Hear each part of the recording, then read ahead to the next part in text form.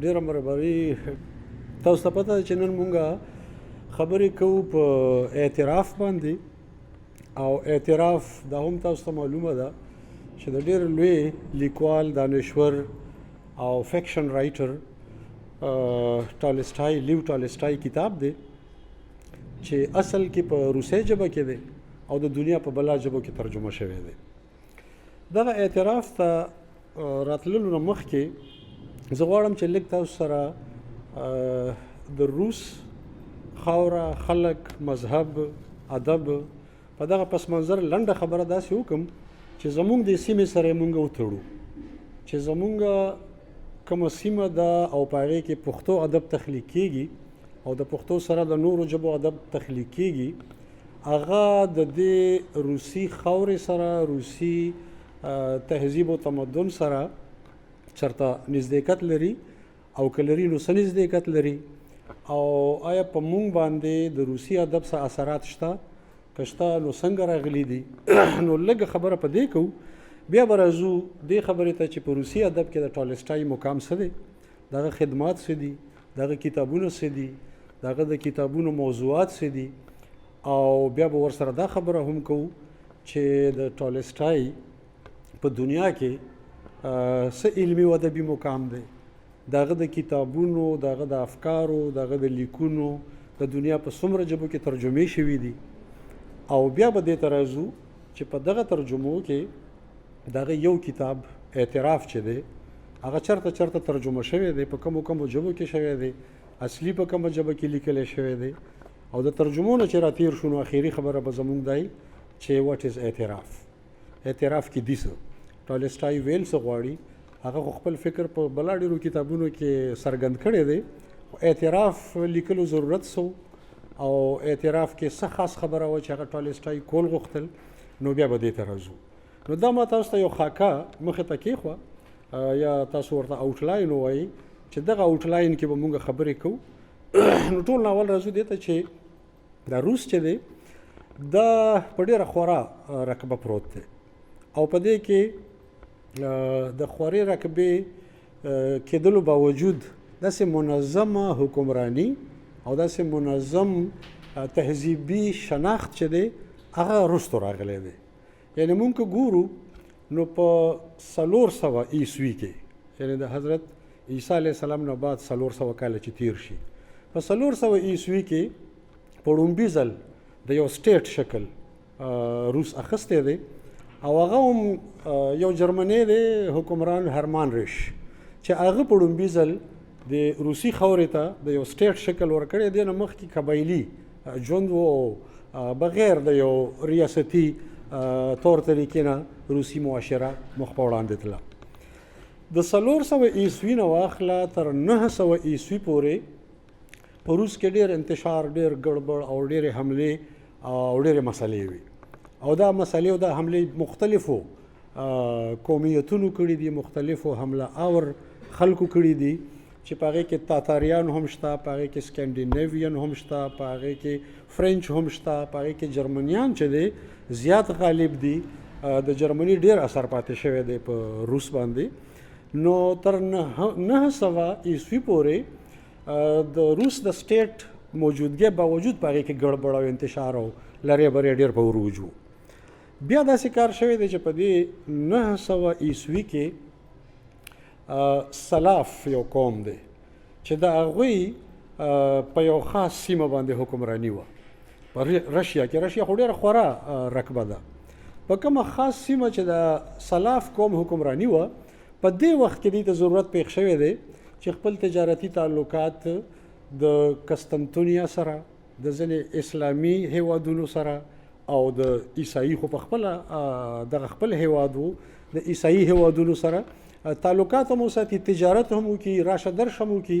نو د هغې نه فایده دا وشوه چې روسي تهذیب نورو ځایونو ته ورسېدو، د نورو ځایونو تهذیبونه رشیا ته راغلل، او په دې طریقه باندې د 900 عیسوي نه پس په روسي ادب، روسي ثقافت، روسي تهذیب او تمدن کې د نورو ژبو اثرات هم راغله، د نورو ژبو د ادب اثرات هم راغله، د نورو مذهبونو اثرات هم راغله. یعنې رشیا چې دی په خپله د هغې چې کوم اکثریت دی هغه عیسائی دی. خو په رشیا کې د قسطنطین یو ځینې اسلامي ریاستونو سره د تجارت او لین دین په وجه اسلامي اثرات هم تللی دي، عربي اثرات هم تللی دي، یهودي اثرات هم تللی دي، او جرمن فرنچ خو د مخکې نه موجود و په روس کې. نو د دې مطلب دا دی چې اوس په روس کې د تهذیب، تمدن، مذهب، ادب او ژبو داسې ویرایټي پیدا شوه، رنګارنګي پیدا شوه. او چې رنګارنګي پیدا شوه نو د دنیا دانشور روسي ادب ته متوجه هم شو چې د دې خپل تهذیب څه دی، خپل ادب څه دی، خپل اقدار څه دي، خپل ټولنه څه ده، معاشرتي قدرونه څه دي، مذهب څه دی، هغې طرف ته زیاته توجه وشوه. او د دې سره دا هم وشو چې روسي ادب کې او روسي ژبه کې د دغه نورو ژبو ټکي ورننوتل. یعنې د عربی ژبې ټکي روسي ته لاړه، د فارسي ژبې ټکي رشین ته لاړه، نیغ په نیغه د پښتو ټکي په روسي ژبه کې ورننوتل، موجود شو.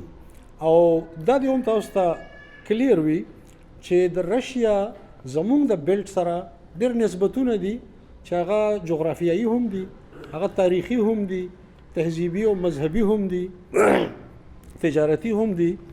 زمونږ د افغانستان سره خو د رشیا نیغ په نیغه باونډري دي.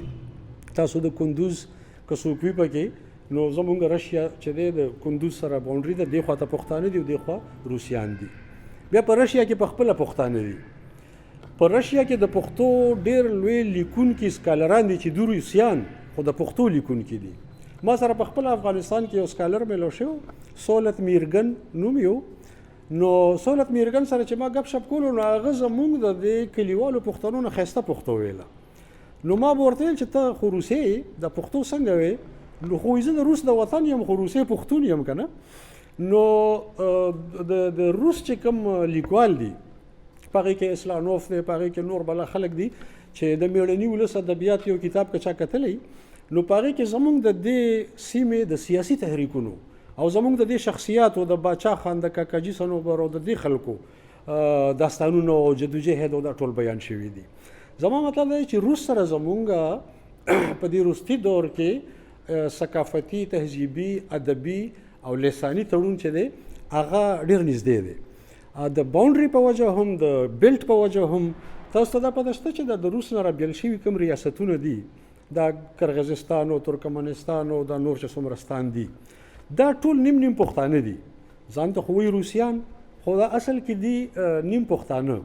او که تاسو د جغرافیې سټوډنټان څوک پاتې شوي نو دا مونږ چې کوم شي ته کاکیشین رینج وایو که نه، کاکیشین رینج مطلب د کوه کاف دا د غرونو سلسله. د کوه کاف د دې غرونو د سلسلې سره دوه قسمه خبرې تړلې دي چې یوه د مایتالوجي او یو د تاریخ. مایتالوجي خو دا ده چې کوه کاف کې دیوان دی او خاپیرې دي او په هغې کې داستانونه دي او کیسې دي. دا خو مایتالوجي ده چې په دې کې څه سوپر نیچرل کیسې دي او څه نیچرل کیسې دي. سوپر نیچرل مطلب په اردو یا پښتو کې خو ګران ټکی دی، ما فوق الفطرت، چې د انساني فطرت نه بالا کیسې دي او څه د انساني ځمکني حقیقتونو کیسې دي. خو کومه چې تاریخي حواله ده د کوه کاف یا د کاکیشین رینج، هغه دا ده چې زمونږ د بیکټرین چې دي، بیکټرین باختري خلک چې دي، دا ټول په دې رینج کې خواره دي، په دې غریزه سیمه کې خواره دي. تاسو ته پته چې د آریینو د ټول نه زوړ مرکز څه دی؟ هغه دی باختر. او دا باختر چې دی دا د ترکمنستان، کرغزستان نه راواخله تر افغانستان او یو برخه د ایران چې څومره غریزه سیمه ده، دا باختر دی. په دې کې آریین آباد وو او دې آریینو کې یو قبیله وه چې د پکتین په نامه یادېده. او هغه پکتین مونږ پښتین هم وایو، پښتون هم وایو او پښتون هم وایو. یعنې د باختریانو مرکزي سیمه هم زمونږ خپله سیمه ده چې په هغې کې نیم روس پروت دی. نو زما مطلب دا دی چې د روس او زمونږ د پښتنو نزدېکت چې دی هغه ډېر زیات دی په هر حواله.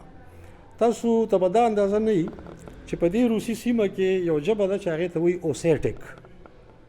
هغه اوسیټک ژبه کې نیم د پښتو وکیبلري ده، د پښتو الفاظ دي پکې، ذخیره ده پکې.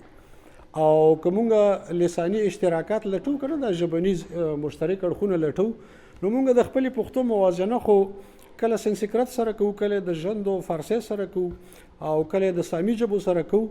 خو چې د کوم څه زیات ضرورت دی هغه مونږ نه دی کړي.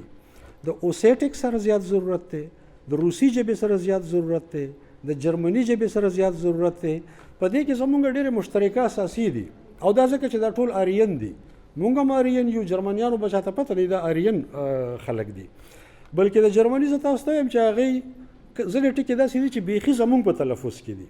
دا مور ټکی نه دی، په فارسی کې مادر دی، په انګریزي کې مادر دی، په نورو ژبو کې هم دغه شانتې ریښه لري، خو په جرمني کې سیده نیغ په نیغه مور دی. یو زیر غوندې ورکي میر، لکه څنګه چې زمونږ په جنوبي سیمو کې په وزیرستان کې او په بنو کې میر دی، جرمنیان یې میر وایي. نو جرمني به پرېږدو، فلحال روس ته راځو چې زمونږ او د روس ثقافتي ادبي اشتراکات چونکې زیات دي، نو په دغه وجه باندې زمونږ د ژبو زمونږ د ادب اثرات هم هغوی سره شریک دي، ګډ دي. په کار دا و چې موږ ډېر پخوا روسي ادب کتلی وی، روسي ادب مترجمه کړی وی، روسي ادب نه متاثره شوی وی، د روسي معاشرې د هغې د ټولنې د هغې د ژوند نه مونږ خبر وی، خو دا مونږ نه دي کړي. په مونږ باندې چې کوم یلغارونه شوي دي تهذیبي او ثقافتي، هغه مغربي دي، هغه د برطانیې دي او هغه د فرانس او جرمن او روس او د دې طرف نه ډېر دي. ځکه زمونږ په ژبو کې دغه ادب ترجمه شوی ډېر دی. د انګریزي بلا قسمه څیزونه چې دی هغه په پښتو کې ترجمه دي، د امریکې او د فرانس او د کم ځای څیزونه ترجمه دي. ترجمې نه علاوه مونږ هغه تحریکونه ټول خپل کړي دي، کوم چې په مغربي ادب کې تحریکونه دي هغه زمونږ پښتو ته یا نیغ په نیغه د انګریزي نه راغلي دي یا د اردو په لاره راغلي دي. خو زمونږ چې دا څومره نوي رجحانات دي دا مونږ ته د روس نه نه راغلي، روس نه مونږ څخه اخیستي هم نه دي، دا مونږ د دې بل اړخ نه اخیستي دي. په کار دا و چې مونږ خبر وی چې په روس کې څه قسم ادب دی. کله چې مونږ د روسي ادیبانو ته راځو نو بیا مونږ ته اندازه کېږي چې د دنیا امامت روسي ادب کوي، خصوصا په افسانوي ادب کې، خصوصا په فکشن کې. دا مغرب چې دی دا هم روس پسې روان دی، خو مونږ پرې ناخبره یو. نو زه اوس دې ته داسې راځم چې مونږ دغه روسي ادب کتلی هم دی، نو ډېر کم مو نیغ په نیغه په روسیه کې کتلی و، حالانکې مونږ سره ګاونډي دی روس، مونږ سره د هغې هغه د وینې او د ژبې او د ثقافت رشته ده. خو مونږ دا کار کړی و چې روسي ادب مونږ کله د فرانسیسي په ترجمه کې کتلو، کله مو د انګریزي په ترجمه کې کتلو، کله مو د جرمنیانو په ذریعه کتلو. ډېر وروسته مونږ دې ته متوجه شو چې روسي ادب مونږ وګورو نیغ په نیغه، خو هغه توجه هم ډېره کمه ده. زمونږ پښتنو کې ډېر کم لیکوال دي چې هغه په روسي ژبه پوهېږي. څه خو هغه پښتانه دي چې په خپله په روس کې آباد دي، څه په افغانستان کې دي چې هغوی تلي راغلي دي، څه داسې دي چې په روس کې سبق ویلی دی، څوک میډیکل له تلي دي، څوک پولیټیکل ساینس له تلي دي، مختلفو څیزونو له. نو هلته دا یو څیز دی چې روسي ژبه به زده کې، یعنې رشین پروفیشنسي چې دی دا یو سبجیکټ دی چې هغه به وی نو خلکو زده کړې ده. خو د ادب په لاره مونږ نه یو ورنږدې شوي. د ادب په لاره چې مونږ ورنږدې شو نو هغه چې دا یو څو پوینټس ما ځان سره اخیستي هغه زه تاسو سره ډسکس کوم چې په هغې کې ترجمې هم دي او په هغې کې مونږ بیا نیغ په نیغه روسي ادب کتلی هم دی. کله چې مونږ روسي ادب ته راځو، د روس د خاورې او ادب نه راځو او مونږ ځینې شخصیات په نظر کې ساتو، نو مونږ ته پته ده چې ډېر لوی لوی نومونه دي. تاسو د چیخوف نوم اورېدلی دی، په افسانه، په ډراما، په ناول او په فکشن کې ډېر لوی نوم دی. دغه شان د ګورکي ناول خو د دنیا په څومره ژبو کې مور چې دی تاسو به کتلی چې څومره ژبو کې ترجمه شوی دی، او دا یو ډېر لوی لیست دی چې افسانوي ادب کې هم او په شاعرۍ کې هم روس ډېر وړاندې دی. ځینې خلک دې نه دي خبر چې په روس کې شاعرۍ څومره وده کړې ده. شاعري هم، خو چونکې زمونږ موضوع شاعري نه ده، زه کوشش کوم چې اعتراف ته راشم، دا تمهید مانه ډېر اوږد نه شي. خو په روسي ژبه کې شاعري چې ده هم د ډېر اوچت معیار ده، خصوصا چې کومه د هغې فوک پویټري ده چې موږ ورته ولسي شاعري وایو. هغه د هغې د خاورې د نفسیاتو او د هغې د زړه اواز دی په هغه ولسي شاعرۍ کې. خو خبره د فکشن کو، نو په فکشن کې خو چې څنګه ما ویل چې روس امام دی، مغرب هم د روس پسې روان دی. کله چې هغې په افسانوي ادب کې دغه شخصیات وکتل، ولوستل، ترجمه یې کو، بیا په هغې کې ټالسټای، نو مغرب مجبور شو چې روس ته توجه وکړي. انګریزان مجبور شو چې د جرمنۍ په ذریعه، د فرنچ په ذریعه، د ځینې نورو په ذریعه روسي ادب نه ځان خبر کړي، او په هغه تناظر کې بیا ټالسټای ته راغلم. نو زه خبره ټالسټای ته راولم او بیا اعتراف ته راولم چې ما نه خبره اوږده نه شي. ټالسټای ډېر بسیارنویس لیکوال دی. بسیارنویس مې د فارسي ټکي ویلو ډېر زیات لیکونه کړي دي، یعنې د هغه قلم مسلسل چلیدلی دی او د ژوند د شعوري ژوند یوه لمحه هغه ضایع کړې نه ده. د ټالسټای بیتي به هم تاسو کتلي، د ژوند کیسه به هم چېرته کې چا کتلي، نو په هغې کې به تاسو ته پته لګېدلي چې په 1828 کې یعنې په 1828 کې دا سړی پیدا شوی دی، 1910 کې د دې دنیا نه تللی دی او په دې دوران کې ټالسټای چې د لیک نه علاوه نورې هرې شعبې ته تللی، نو هلته هم قلم کتاب ځان سره ساتلی. تاسو ته به پته وي چې دی په سکول او کالج کې د ده شوق نه و او دلچسپي نه وه او ذهني طور انتهایی هغه نابغه چې ورته وایي ایکسټرا آرډینري قابلیت ورله خدای پاک ورکړی و. خو هغه چې کوم د نصاب او د هغه روسي نظام او هغه چې کوم د ریاست د جوړ شوي هغه چوکاټونه وو، هغې کې ټالسټای نه فټ کېدو. نو څه سبق مبق وویلو خو بیا منځ کې پرېښو. بیا د سبق پرېښو نه پس د لسانیاتو څه کورسونه وویل، یا د لینګویسټ هم و. هغه لینګویسټکس کې ډیګرۍ واخیستې خو بیا هغې کې کار ونه کړو. بیا د هغې نه پس د قانون چې موږ ورته لا وایو په هغې کې ځینې ډیګریانې واخیستې، د قانون هم ماهر جوړ شو، خو هغه هم د پېژندګلو جوړه نه شوه. نو څه چل یې وکړو چې د کاشتکاري شروع کړه. د ځان له اول یو سکول جوړ کړو چې په هغې کې د زراعت او د کروندې درس ورکوي او خلک ایجوکیټ کړي چې ځمکې نه پیداوار به څنګه اخلو. دا چې کومه پریوتې ټولنه ده، غریبه ټولنه ده، دوی ته خدای پاک دا ځمکه ورکړې ده، نو دې ځمکې نه به مونږ زیات نه زیات چې دی هغه پروډکټیویټي چې ورته وایي، زیات نه زیات وصولي چې ورته وایي، هغه به څنګه کوو؟ دې دپاره سکولونه جوړ کړه، هغه سکولونه یې روان وو. په دې منځ کې دته یو آفر وشو د سرکاري نوکر هم په روس کې، نو دې مجسټریټ شو زمونږ د دې قانوني نظام چې دی په هغې کې به ده زه فیصلې کولې، خو ده هغه انصاف کولی نه شو، نو نوکري پرېښوه. په خپل یې ویل چې زما مزاج دې نوکرۍ سره نه لګي. بیا ورته یو آفر وشو چې په آرمي کې د نوکر و، آرمي ته لاړو. آرمي ته چې لاړو نو هلته خو قتلونه وو، نو په خپل یې لیکلي دي چې بلا قتلونه مې وکړه، نو بیا هغه نوکري پرېښوه چې دا هم مانه نه کېږي. څه داسې مضطرب غوندې سړی و، خو چې چېرته به تلو نو د خپل قلم کتاب به ورسره او هغه خپل پروفیشن کې به فټ نه و. بس ځکه ټوله توجه د خپل لیک ته وکړه. لیک ته چې وکړه نو د ټول لوی حیثیت د ناول نګار دی. شاعري هم کړې ده، افسانه هم لیکلې ده، ډرامې هم لیکلې ده.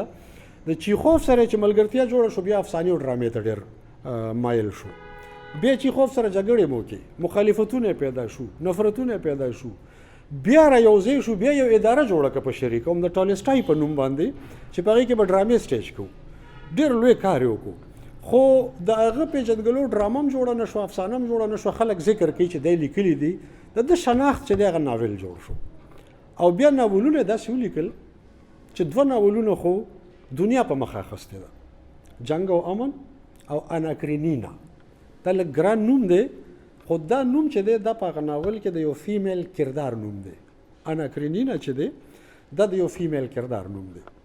نو د ناول نوم هم په دغه نوم باندې کېښودی شو، لکه موږ چې پښتو کې کوو د ناول نوم پیغله کېږدو یا چېرته مماڼه کېږدو یا بل څه کېږدو. نو دغه 2 ناولونه د ټالسټای چې دی دا چې کله مخې ته راغلل او مخې ته هم داسې نه دي راغلي چې مخې سره راغلل، دا خو ډېر طویل ناولونه دي. د جنګ او امن یا جنګ او صلح چې دی د دې ړومبي 4 جلدونه چې کله راغلل نو یورپ ته پته ولګېده، مغرب ته پته ولګېده چې دا خو ډېر غیر معمولي شخصیت دی. د 4 جلدونو نه بعد یې بیا هم د هغې نورې برخې راغلي، بلکې ما تاریخونه هم ځان سره لیکلي، زه دې طرف ته لږ کم متوجه یم.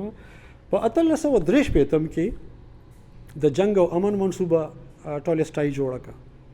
1863 نه تر 1858 پورې د په دې منصوبه کار وکړو. په 1858 کې ړومبي 4 جلدونه د دې ناول مخې ته راغلل په روسي ژبه کې. بیا د هغې نه پسته نور ناولونه راغلل. بیا په 1815 کې د اناکرینینا شروع کړو او 78 پورې په دې 2 کالو کې دغه ناول مکمل کړو. دغه ناول هم چاپ شو. دا نیغ په نیغه په روسیه کې د کار روان دی. او په روس کې خو دی یو لوی لیکونکی دی، خو چې کله دا کتابونه چاپ کېدل نو مغرب یا انګریزان یا امریکا برطانیا وغیره وغیره چې دي فرانس چې دی هغه د نه خبرو.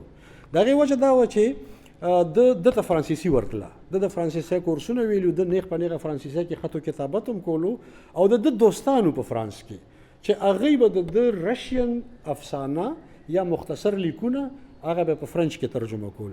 نو د فرانس او د ټالسټای یارانه هغه زړه وه، خو د بریټن او د امریکا او د نورو چې دی د ټالسټای سره ډېر طبیعت نه لګېدو. کله چې دا دوه ناولونه مخې ته راغله نو بیا د ټالسټای غیر معمولی صلاحیت مخې ته راغلو، او په دغه دوران کې ټالسټای چې د دوه ناولونو نه بعد بیا د یو څو داسې کتابونو منصوبه جوړه کړه چې هغه فکشن نو، افسانوي ادب نو، هغه مذهب، تهذیب، تمدن، فلسفه، ساینس وغیره او اخلاق او انساني معاشره په دې څیزونو باندې. 3 کتابونه داسې وو چې په هغې کې یو اعتراف و. د یو کتاب نوم دی ریسرکشن. ریسرکشن چې دی هغه هم مذهبي او اخلاقي موضوعاتو. بل کتاب دی چې وټ آی بیلیف، زه په څه عقیده لرم. نو دا د دې انګریزي نوم دی، اول په رشین کې لیکلی و. زه په څه عقیده لرم دا د یو بل اخلاقي او مذهبي کتاب او یو ا کنفیشن، اعتراف.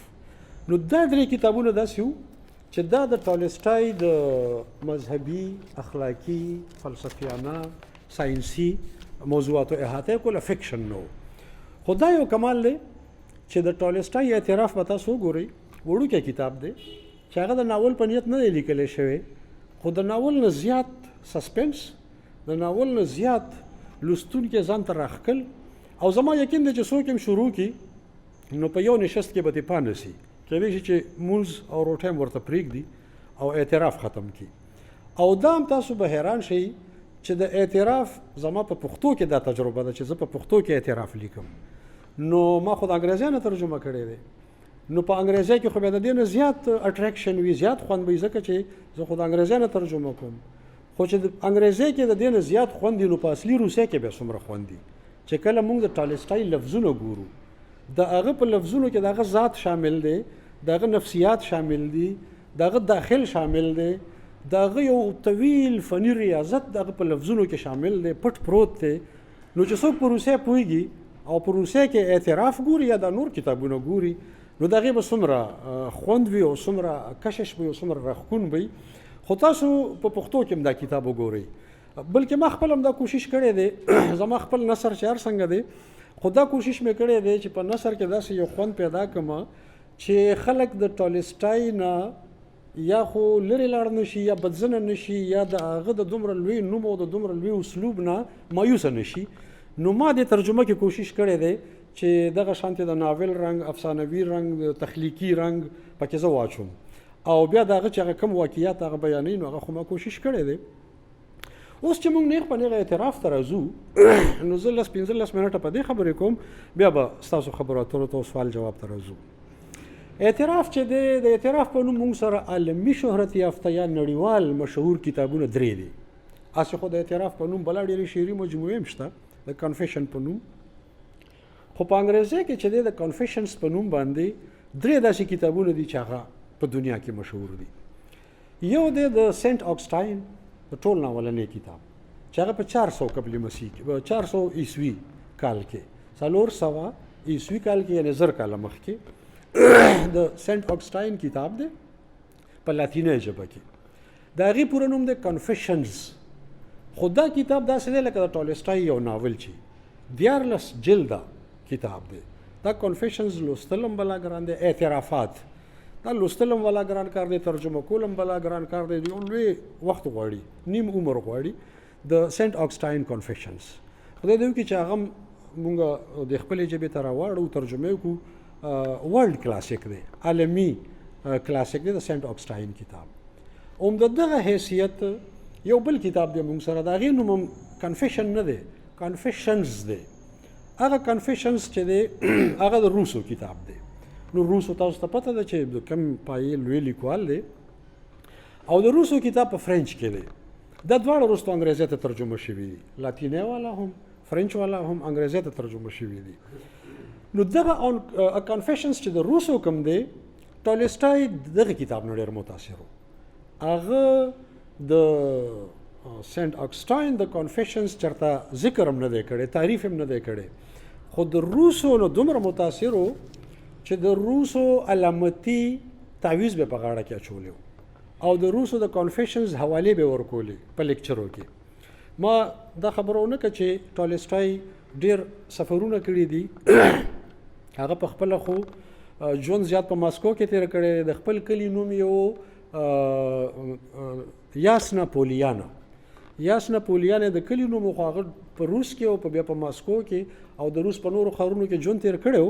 خو هغه په فرانس کې، په جرمني کې، په ایټلي کې او په ډېرو ځایونو کې لیکچر ولتلی راغلی دی. نو ځکه د هغه ژبو نه هم زیات واقف و. او بیا د فرانسیسي د سکالرانو نه متاثر و، د روسو د کنفیشنز نه هم متاثر و. او دغه دواړه کنفیشنز چې دي په دغه دواړو کې هم مذهب او اخلاق موضوع جوړه شوې وه. خو د ټولستای کوم کنفیشن چې دی هغه موضوع خو مذهب او اخلاق دی، خو لږ فرق لري. سینټ اګسټاین هم په روسي په عیسوي یا عیسائی مذهب ډېر شدید اعتراضات کړي دي او روسو هم په عیسائی مذهب باندې ډېر شدید اعتراضات کړي دي، خو صرف مذهبي اعتراضات. نور موضوعات د دوی په کنفیشنز کې یا نورې زاویې نه دي د بحث موضوع جوړې شوي. د ټولستای کنفیشن دومره وړوکی کتاب دی او په هغې کې د مذهبي بحث سره سره ځینې نورې خبرې دي. نو هغه نورې څه خبرې دي؟ نو زه سیده نیغ په نیغه راځم اعتراف ته او د اعتراف د ترجمو په هکله به هم درته ووایم یو څو خبرې. هسې خو د ټولستای چې کومې په نړۍ کې ترجمې شوي دي نو هغه د 500 نه زیاتو ژبو کې شوي دي. د دنیا د 500 نه زیاتو غټو ژبو کې. څه خو وړې وړې ژبې دي که نه، لکه څه خو دا زمونږ ژبې دي چې انکو ده او سندي ده او بلوچي ده، نو دوی خو ټولستای پېژنیم نه، او که پېژني نو نوم یې اورېدلی، او که ډېر زیات عالمان نو ورته پته وي چې جنګ او امن یا وار اینډ پیس ناول یې لیکلی دی. د دې نه پس ته دا خلک ټولستای نه ګوري، خو د دنیا چې کوم لوی ژبې دي نو هغې ټولستای ترجمه کړی دی.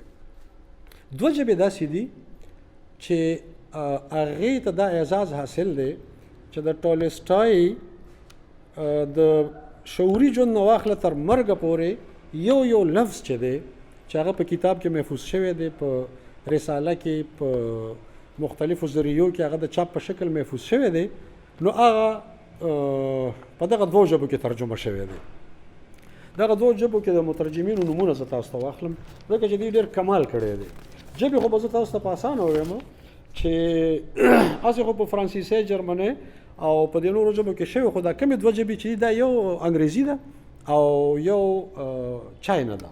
په چاینا او په انګریزي کې چې دی مکمل ټولستای چې کوم لفظ د ټولستای د کلم نه وتی دی نو هغه ټول په دې دوو ژبو کې ترجمه شوي دي او دا آسان کار نه دی. تاسو ته پته ده چې د ټولستای په کال 1928 کې دغه سلمه کلیزه کېده په مغرب کې، په یورپ کې. نو دغه د سلمې کلیزې په موقع د ټولستای د لیکونو کلیات چې ورته مونږ وایو هغه چاپ شوي د کولیکټډ ورکس. مونږ سره په انګریزي کې دوه اصطلاحات دي، سلیکټډ ورکس، کولیکټډ ورکس. نو لکه څنګه چې د ګاندھی جی سلیکټډ ورکس شته، د نهرو شته، د نورو سیاسي خلکو شته سلیکټډ ورکس چاپ دي، د خپله د مارکس چاپ دي، د نورو خلکو چاپ دي. دغه شان د ټولستایز کولیکټډ ورکس چې دی هغه په 1928 کې دغه د سلمې کلیزې په مناسبت هغه ټول په انګریزي کې پیش کېدل. نو دا و 100 جلده د ټولستای لیکونه، غټ کتابونه، 100 کتابونو کې ټولستای ترجمه شوی. تاسو که یوازې وار اینډ پیس راواخلئ نو کمزوری سړی یې وړی نه شي. نو دا په دې دوو ژبو کې خو مکمل ټولستای ترجمه دی، په چاینا کې او په انګریزي کې. انګریزي کې یو څو شخصیات داسې دي چې هغې ټولستای ته ډېره زیاته توجه کړې وه. په هغې کې یو دوه نومونه زه تاسو ته اخلم. هنري جیمز یو میل رایټر دی او کلارا بیل یو فیمیل رایټره ده. دی په انګریزي کې او دا د برطانیې دي. دی په انګریزي کې د ټالسټای ترجمې ته ټول نه زیاته توجه کړې وه چې کوم نوی څیز به راغلو دی په انګریزي کې ترجمه کو. دغه شان په انګریزي کې یوجین شیلر یو سکالر نوم زه تاسو ته اخلم او نیتنن هاسکل دوه نومونه دي، نیتنن هاسکل او یوجین شیلر. دا د امریکي دی او دی په انګریزي کې چې ټالسټای کوم نوی څیز به راغلو هغه به دی ترجمه کولو. په برطانیه کې خو ډېرو خلکو کړی خو چې کومو خلکو زیاته توجه ورته کړې ده نو دا یو دوه نومونه دي، کانسټنټ ګارنټ او کانسټنټس ګارنټ. دا ښځه خاوند دي، دوه کسان بریټن دي. دې دواړو په شریکه د ټالسټای انګریزي ترجمې کړي دي په برطانیه کې. او یو دوه نور داسې دي چې هم ښځه خاوند دي، لویس ماود او ایلمر ماود. ایلمر سړی دی او لویس یې ښځه ده. دې ښځې خاوند په شریکه د انګریزي ترجمې کړي دي د روسیې نه. چا چې ټول ټالسټای په انګریزي کې ترجمه کړي هغه د ماود خاندان دی. دا ښځه خاوند چې دي ایلمر او لویس چې دي دوی مکمل ټالسټای په لس کم سل جلدو کې په انګریزي کې ترجمه کړی دی. او یو د دې چین دا رایټر هم ډېر اهم دی، د هم مکمل ټالسټای په چینی کې ترجمه کړی دی. کاوینګ په چاینا کې خو ډېر مشهور دی خو موږ په چینی ژبه پوهېږو نه. نو د چینیانو چې کله انګریزي ترجمې راشي نو د ینګ چې دی لیکونه پکې راشي. او ینګ په خپله دغه دی فیکشن رایټر دی، په خپله ناول نګار دی، په خپله افسانه نګار دی او ډرامه نګار دی. نو دا مکمل ټالسټای په چاینا ژبه کې کاوینګ ترجمه کړی. دا یو ډېره غټه کارنامه ده. نور خو د دنیا په بله ژبو کې ترجمه شوی دی. په خپله اعتراف چې دی د ټول ټالسټای نه علاوه چې موږ نیغ په نیغه اعتراف ته راشو، کنفیشن ته راشو، نو ستاسو په ذهن کې خو دا خبره پرته ده چې کنفیشنز درې دي. موږ دغه نورو دوو کنفیشنز خبره نه کوو. موږ د سینټ اګسټاین کنفیشن هم خبره نه کوو، د روسو خبره هم نه کوو. موږ اوس نیغ په نیغه د ټالسټای د کنفیشن خبره کوو. د ټالسټای کنفیشن په هغې کې هم ترجمه شو چې چا ټول ټالسټای په انګریزي کې ترجمه کولو. دا کنفیشن په هغې کې هم ترجمه شو چې چا مکمل ټالسټای په چاینیز ژبه کې ترجمه کولو. او دا په نورو ژبو کې هم ترجمه شو. دا کنفیشن په انګریزي کې د دې د لسو نه زیاتې ترجمې شوي دي. یوازې د کنفیشن ترجمې چې دي د لسو نه زیاتې په انګریزي کې. زه په خپله حیران شوم کله چې ما د خپله ترجمه کوله نو ما خو د انګریزي نه کوله نو ما د دې لویس ماود ترجمه راواخیسته. نو ما ویل چې یاره د ټول ټالسټای ترجمه کړی دی نو دا ښځه ده د دې فیمیل. نو ما ویل زه به دا خپل بنیادي ټیکسټ جوړ کړم نو دې نه به ترجمه وکړم پښتو کې. بیا مې ویل چې یو دوه نورې ترجمې د انګریزي کتل غواړي ځکه چې اویلیبل دي. ټالسټای دومره لوی سړی دی چې په یوه دوه ترجمو په انګریزي کې کار نه کېدو نو لسو کسانو وکړو نو یو به بله راواخلم. نو ما بیا بله ترجمه راواخیسته د ډیوډ پیټرسن. دا لږه وروستی وه، په 1979 کې چاپ وه. د ډیوډ پیټرسن ترجمه چې ما راواخیسته نو زه حیران په دې شوم چې د لومبي لفظ نه تر اخیري لفظ باندې بیخي لفظ به لفظ یوه ترجمه وه. د آی نه شروع کېږي چې زما تربیت څنګه وشو او په ووک اپ باندې د کتاب ختمیږي اینډ دین آی ووک اپ او بیا زه راویښ شوم. په دې باندې کتاب اختتام کېږي. دواړه ترجمې د آی نه واخله تر ووک اپ پورې بالکل لفظ به لفظ یو رنګ وي. خو ما ویل زما دې سره څه کار دی، دا مسله خو د انګریزانو عدالت ته دی لاړی شي چې د نقل یې کړی دی او که کاپي کړی دی. خو هغه مترجم ورسره مقدمه لیکلې وه پیټرسن. نو ما ویل کېدای شي ده په دې مقدمه کې څه خبره کړي چې ما د ماود ترجمه راخیستې ده او خپل مې ورسره څه مقدمه لیکلې ده خو دا هم څه نه وویلي.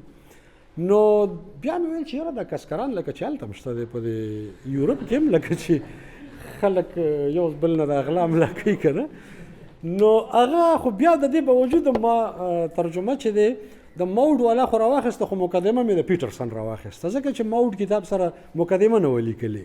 نو د دې مطلب دا چې ما د ډیوډ پیټرسن کتاب چې اصل کې د لویس ماود کتاب و هغه په پښتو کې ترجمه کو او ورسره مقدمه چې کومه د پیټرسن په انګریزي کې وه هغه مې پښتو کې ترجمه کړه. او دغه شان د اعتراف پښتو ترجمه هم مخې ته راغله، وجود یې وموندلو. خو د اعتراف چې کومې ترجمې شوي دي که نه د انګریزي نه علاوه نو زمونږ په دې مشرقي ژبو کې هم شوي دي. په دې مشرقي ژبو کې بلکې که د مترجم نوم ما ته یاد شي شاید ما نوٹ کړی و اول خو به د اردو ذکر وکم.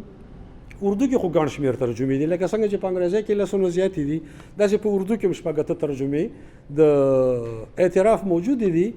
خو زه دا اعتراف کوم چې موږ هر څه اردو کې ګورو، ټالسټای نه نو خبر، په اردو کې هم ته نو خبر.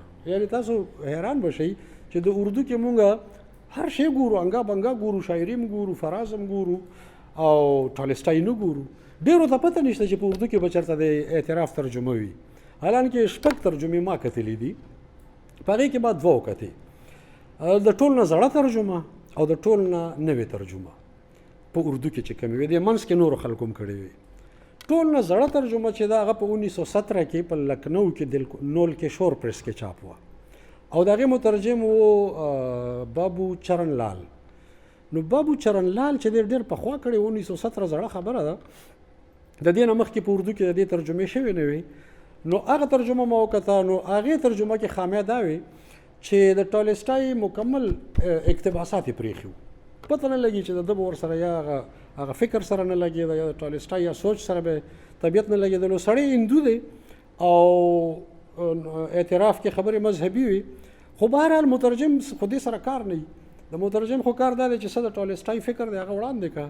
خو زمونږ بابو چې دی چرنلال پکې دا مسله کړې ده چې ځینې څیزونه یې پرېښي دي او ځینې یې تخلیقي رنګ ورکړی. تخلیقي په دې سنس کې نه، په ګډ سنس کې نه، تخلیقي مطلب دی چې تحریف یې پکې کړی. مثلا د کتاب ابتدا ټالسټای داسې کوي چې زه په عیسائی خاندان کې په عیسائی عقیده کې رالوی شوی یم. چرنلال شروع دی نه کوي چې زه په یوناني عقیده کې رالوی شوی یم. نو یوناني خو د عقیدې نوم دی نه، یونان خو یو بیل څیز دی چې هغې باندې بیل بحث کېدی شي، خو پته نه لګي د ولې داسې کړي دي، منځ کې اقتباسات یې ولې پرېښي دي. نو خیر اردو ترجمې معیار سره دې سره زما کار نشته، خو ما ورسره یو دوه د اردو ترجمې وکتې. نو یو مې د چرنلال وکته او لیټسټ ترجمه چې دا هغه د پنجاب یو ښځه ده صوبیه طاهر PhD سکالره ده، نو هغې د اعتراف اردو کې ترجمه کړې ده او اوس چاپ شوی دی، په 2021 کې چاپ شوی دی. صوبیه طاهر دا کار هم ښه کړی دی چې هغه نور دوه کم کتابونه وو د ټالسټای چې هغه مذهبي او اخلاقي او فلسفیانه وو، هغه هم ورسره ترجمه کړي دي. نو درې واړه کتابونه په یو ځای چاپ کړي دي، خو نوم یې ورته اعتراف ورکړی دی چې کوم د یو کتاب نوم دی د کانفیشن خو د یو کتاب نوم دی. نو هغه صوبیه طاهر دا کار کړی چې نوم یې هم کانفیشن ورکړی، یعنې ترجمه د کانفیشن کوم، خو وټ آی بیلیو هم پکې شامل دی او ریسرکشن هم پکې شامل دی.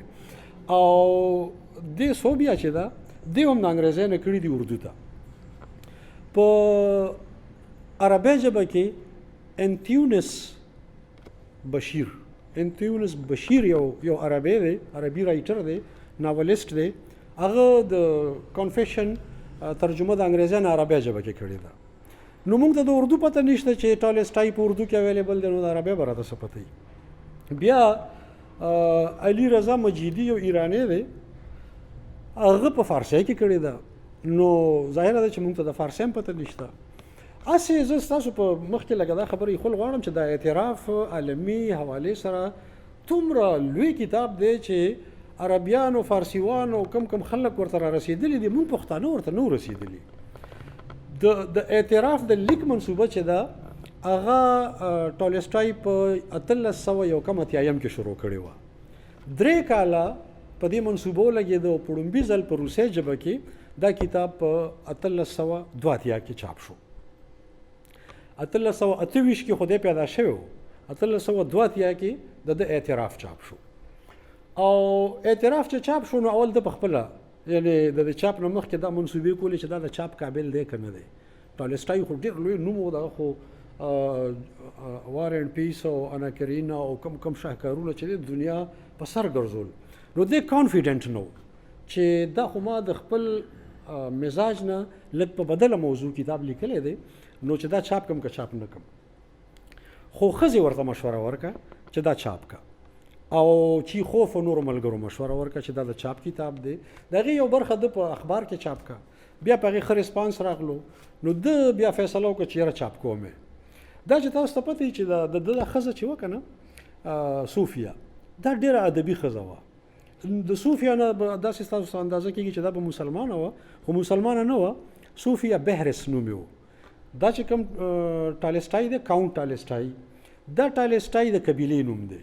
د ده د پلار نوم هم ټالسټای و او د ده قبیله هم ټالسټای وه، د ده د علاقې نوم هم ټالسټای و، بیا بدل شو. خو دا صوفیا چې وه، صوفیا بهرس د بلې قبیلې وه او دې ټالسټای سره ډېر زیات کوآپریشن دی صوفیا کړی دی. خو دا داسې عجیبه سړی و د ټالسټای، دا صوفیا ډېره ټارچر کړې ده، ډېر زیات پریشانه ساتلې وه. یو خو د دوی ایج ډفرنس ډېر زیات و. کله چې ده واده کولو نو د ده عمر 34 کاله او د صوفیا عمر 18 کاله، نو 14 کاله ګیپ و. بل د ده ټوله توجه د خپل لیک او د خپل ادب او دې سیس ته دومره زیاته وه چې د خپل کور او بچو ښځې ته وخت نه ورکولو. تاسو ته دا پته ده چې د ټالسټای خاندان څومره 14 د ده بچي وو او ښځې به ورنه وخت غوښتو، خو ده سره وخت نه و. بیا دې داسې دا چې کوم دغه وي که نه ابن نارمل خلک، دا جینیس هم وي. لکه عام خلک نارمل خلک خو نارمل خبرې کوي، غټې خبرې خو نشي کولی که نه. نو چې اوس نارمل خلک یا به ډېر سوچ کوي چې دې کې مې ګټه، دې کې مې تاوان دی، دا کوم دا نه کوم. نو دا سړی خو لویه کارنامه نشي کولی، دا سړی خو لوی تخلیق نشي کولی. څه لوی ټالسټای داسې نه و، څه سوپر نیچرل ټایپ غوندې سړی و. نو هغه دا د کورنۍ او د ښځې دا مسلې ډېرې معمولي اخیستلې و. هغه اصل مقصد خپل لیک او ناول او کتاب یې ډېر اهمیت ورکولو. خو دې ښځې د دومره اختلافاتو باوجود پې دا د اعتراف چاپ کولو ته تیار کو. کله چې د فیصله وکړه چې اعتراف چاپ کوم، نو رشیا ګورنمنټ اجازت نه ورکولو. کله چې مسوده وکتې شوه نو په هغې کې چونکې په عیسایت باندې اعتراضات و، په روسي تهذیب او په انسانانو، په سرمایه‌دارانو نظام او په غټو غټو جاګیردارانو، په دې ډېر غټ غټ اعتراضات و. نو هغه کتاب نه چاپ کېدو. د کوشش کولو چې په خپل وطن کې چاپ شي، خو بیا صوفیا دا کار وکړو چې دی په ایټلی کې چاپ کو، په لومبي ځل په رشیا کې. او دا هم چې تاسو ته وایم چې په رشیا کې، رشین لینګویج کې د اعتراف نوم و اسپوف. اسپوف مطلب ISPOVE. انګریزان اسپوف لیکي، په روسیه کې به وي اسپایوف، او بیا انګریزان کله کله ورسره ډي واچي اسپاوډ ته جوړ کړي. خو دا د اصل کې اسپیوف، لکه څنګه چې د رشین پرونونسیشن دی. او پر رشین کې د اسپیوف مطلب دی چې کله د ژوند په یو پړاو کې یو انسان فیصله وکړي چې ما څه غلطۍ کړي دي او ما نه چې کومې غلطۍ شوي دي د هغې زه څه ازاله کول غواړم، نو هغه ازالې دپاره بیا د اسپوف دا په رشینز کې دا یو رسم هم دی، یو طور طریقه هم ده، د هغې د وی اف لایف، د کوډ اف لایف یو برخه هم ده. نو په دغه سټیج کې دا سړی چې کله نادم شي په خپل جرم او په خپل ومني چې ما جرایم کړي دي او زه د دې ازاله کول غواړم، نو بیا دې ځي چرچ ته، ګرجې ته، او بیا چې کوم پادري وي، کوم څه ورته وي، پریسټ ورته وي، د هغه په مخ کې اعتراف کوي، د هغه په مخ کې خپل جرایم مني او د هغه په مخ کې توبه کوي او د هغه په مخ کې یو معاهده کوي چې زه به دا څیزونه بیا نه کوم او داسې به کوم. دغې ته اسپایوف په روسي ژبه کې وایي. او بیا په انګریزي کې چې کله پیټرسن یا ماوډ یا بل چا ترجمه کولو، نو هغوی ورته کنفیشن نوم ورکو. نو کنفیشن هم اعتراف ته وایي. اعتراف مونږ همدغه دا خو د عربی لفظ دی، همدغه معنی ته یې اخلو چې خپل جرایم منل. ما په خپله د دې کتاب د مقدمه کې یو کمپیریزن کړی دی د رشین اسپایوف او د پښتنو د ننواتې. چونکې ما ابتدا کې خبرو وکړه، اول ځل دا وضاحت وکړم چې ما نه خبرې زیاتې شوي خو نه دي، اوږدې شوي خو نه دي، ما نه ډېرې. بس زه 10 منټه نور اخلم، بیا به ستاسو ته راځم. ما په دې کتاب کې مقدمه کې یو کمپیریزن کړی دی چې چونکې زمونږ د روس سره د پښتنو جغرافیایي سرحدونه هم شته، زمونږ تهذیبي او ثقافتي رشتې هم شته، زمونږ ادبي رشتې هم شته، زمونږ رینج جغرافیه چې دی هغه ډېر مشترکه قدرونه لري، زمونږ سیاسي سوچ ډېر قدرونه لري، زمونږ ادبي ډېر اشتراکات دي، زمونږ اوسیټیک لینګویج چې د پښتو نیمه ذخیره ده هغه په رشیا کې ده. نو ځینې د ژوند تېرولو طریقې چې دي هغه هم زمونږ دغه لري، نزدېکت لري. نو په هغې کې ما د اعتراف او د ننواتې لږه شان موازنه کړې. ننواتې کې اصل کې اعتراف وي. تاسو ټول که په دې کې څوک قبایلي ژوند نه راتېر شوي یا مشرانو نه اورېدلي، نو موږ ننواتې کې هم دا کوو چې کله یو سړی خپل جرایمو باندې نادم شي نو د مظلوم دشمن کور ته ورځي او هغه ته ځان سرنډر کوي او هغه ته وایي چې زه راغلم بغیر د هتیار، بغیر د طاقت، بغیر د اسلحې، بغیر د ملک، بغیر د سن راغلم او تا ته مې ځان حواله کړو ته چې ما سره څه کې هغه وکړه، سزا راکړې که معاف کړې مې که څنګه ته کې. دا زموږ د ننواتې رسم دی، بلکې په زوړ قبایلي رسم کې دا دومره شدید و که نه چې څوک په د ننواتې فیصله وکړي د مظلوم کور ته ځي نو واښه به هم خوله کې نیسي چې د هغه مثال داسې لکه د ګډې غوندې بې ازاره. خو دا بیا وروستو انسلټنګ فیل شو چې داسې نه دی پکار، صرف معافي غوښتل پکار دی او ځان ورته حواله کول پکار دی. بس دې نه اوس را تېرېږو چې زموږ ننواتې او د ټالسټای اعتراف خپلو کې نزدېکت لري. اوس دا کتاب په منځ کې څه لري دې ته راځو. د کتاب د اسلوب خو مثال نشته. د ټالسټای لفظونه چې وي نو په هغې کې به څومره زور وي، د هغې به څومره کنوینسنګ پاور وي، د هغې به څومره اثر وي. دا خو کاش چې مونږ نیغ په نیغه روسیه کې کتلی وی، خو په انګریزي کې، په اردو کې او په پښتو کې هم څه ناڅه اثرات د ټالسټای د لفظونو مونږ د راوړلو کوشش کړی دی. دې کتاب کې په منځ کې چې څه دي که نه، هغې کې دوه درې خبرې ډېرې ځانګړي دي. یو خو د ټالسټای جرأت او صداقت، داسې یو انسان ما چېرته لیدلی نه دی چې هغه چونکې دا په اصلي معنو کې خو یو سواني عمري ده د یو اړخ د خپل فکري، فلسفیانه او مذهبي ژوند یو رودات دی او شروع یې نه کړې ده چې زه یو عیسایي وم. لنډې خبرې به هم درته وکړم چې په ابتدا کې دا وایي چې زما تربیت خو په عیسایي کورنۍ کې شوی او موږ په خاندان کې ناستو، زما یو ورور ما به هغه سره مذهبي بحثونه ډېر کول. په دې کې زموږ یو کالج فیلو راغلو، راته ویل چې یاره یو نوی ریسرچ شوی دی په یونیورسټۍ کې او ریسرچ دا شوی دی چې خدای نشته. نو وایي چې دا خو او ډېر کنوینسنګ ریسرچ دی، څوک یې جواب نشي کولی. نو وایي ما ډېر خوند یې واخیستو چې دا خو ډېر زبردست ریسرچ دی او په دې باندې مې غور شروع کړو او بیا دا کیسه مخ په وړاندې بوځي. نو بیا دغلته کې خو ضرور دا کیسه وکړي چې د یونیورسټۍ ریسرچ دا دی چې خدای نشته او په دې باندې اوس دلایل څه دي، د شتون دلایل څه دي او د نشتون دلایل څه دي. خو بیا ټالسټای سموده بعد چې دی په خپله دا مسله سیریس اخیستې ده. چې کله سیریس اخیستې ده نو د خپل سیریس لټون او تلاش د رودات په اعتراف کې اچولی دی او لټون او رودات یې څه دی، د ځان سره یو دوه سوالونه پیدا کړي. بنیادي سوال یې یو پیدا کړی، یو سوال دا پیدا کړی چې ژوند دی څه شی، بیا دې سره ځینې نور سوالونه ملګري کړي دي. مونږ ولې ژوندي یو، د دې معنا څه ده، د دې ژوند مقصد څه دی، که مونږ ژوندي پاتې شو نو څه به کېږي، چې مړه شو نو څه به کېږي، او د تر څومره پورې چې د پیدایش نه تر اخره پورې ژوند دی، دا د کائنات د ابتدا نه د کائنات تر انتها پورې دی کې دا څه معنی لري، دا ولې داسې وشو، دا ژوند پیدا کړی چا دی او د پیدا کوونکي څه غرض و. دا قسمه سوالونه یې ورسره ملګري کړي دي. بنیادي سوال دا دی چې ژوند څه شی دی، د ژوند معنا څه ده. دغه د ژوند معنا په لټون کې د خپلې د ذاتي ژوند کیسې هم کوي، د ځینې مثالونه هم ورکوي او بیا چونکې دا د سواني عمري غوندې څیز دی نو دی دومره صادق سړی دی چې د کوم خپل بد عملونه کړي دي ایم پکې لیکلي دي، د چې کوم قتلونه کړي دي ای پکې لیکلي دي او دغه لپاره لیکي، ریفرنس لپاره چې اوس زه ژوندی یم او د نورو ژوند مې اخیستی دی، دا د دې محرک څه و او چې هغه کم مړ شو د هغه ژوند څه و چې دا زه ژوندی یم زما ژوند څه دی او دا قسمه خبرې کړي دي. خو دا ورسره دا ویلي دي چې ما څومره قتلونه کړي دي، څومره ما معاشقې کړي دي، څومره ما سره په ما جینکۍ میینې وې، دا خو ډېر لوی رایټر و او څومره ما دوستانې کړي دي او څومره زما نور ژوند هغه ټولې کیسې په صداقت سره، داسې نه چې تفصیلات دي، اشارې ورته کړي.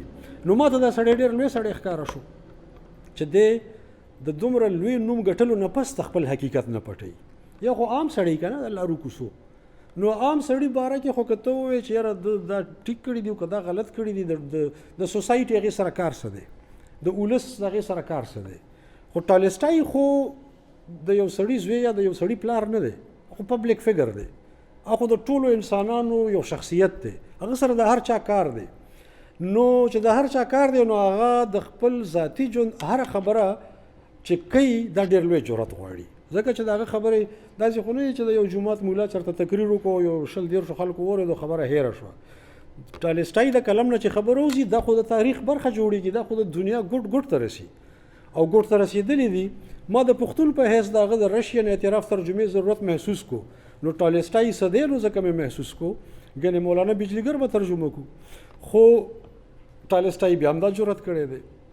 یو خو دا صداقت، بل د ټالسټای د ډیګرو نه بغیر، هغه سره خو ډیګری د لینګویسټکس دی او د لا دی که نه، د هغه سره د مذهب او د جوریسپروډنس او د تیالوجي ډیګری نشته، د فلسفې ډیګري نشته، د ساینس ډیګري نشته. خو په دې علومو چې هغه په اعتراف کې کومې خبرې کړي سړی حیران شي. او اصل ضرورت یې څه چې دوی چې یاره زه د خپل سوال جواب غواړم. دومره صادق سړی دی چې دی په مختلفو سټیجونو کې جواب ورته نه میلاویږي، نو په ځینې سټیجونو کې دی د خودکشۍ فیصله کوي او دی وایي چې یاره د ژوند نه زه په معنا پوهېږم او نه معنا شته، نو چې شته نو زه ولې ژوند یم؟ نو خودکشي پکار ده. سیریس کوشش یې کړی څو ځل د خودکشۍ د ښځې د وجې و بچ کېدو. د ده په دې کمره کې به هر وخت رسۍ پرته وه د ضرورت دپاره او ده به ځان سره تماچه ګرځوله، چونکې فوجي پاتې شوی و نو تماچه به ورسره وه. ښځې چې د ده حرکتونه ولیدل چې دی خو بې اعتباره سړی دی، نو د ده د کمرې نه رسۍ م وویسته او په ده دا بیان ولګېدو چې تماچه به ځان سره نه ساتي. او دا ده لیکلي دي چې دا ما دا وکړه چې تماچه او رسۍ رانه لاړل، ګنې نو چې د ژوند معنا نشته نو ژوندی څه یم. نو د خودکشۍ څو ځل کوششونه خو یې کړي دي او ویل به چې زه به کوم خودکشي د یو ډېر زیات ذهني اضطراب سره مخ و چې زما د سوال جواب به چېرته وي. هغې دپاره د کوشش دا وکړو چې فلسفې ملسفې یې وکتې. نو بیا د فلسفو نومونه مې اخیستي دي، د فلسفیانو نومونه مې اخیستي دي.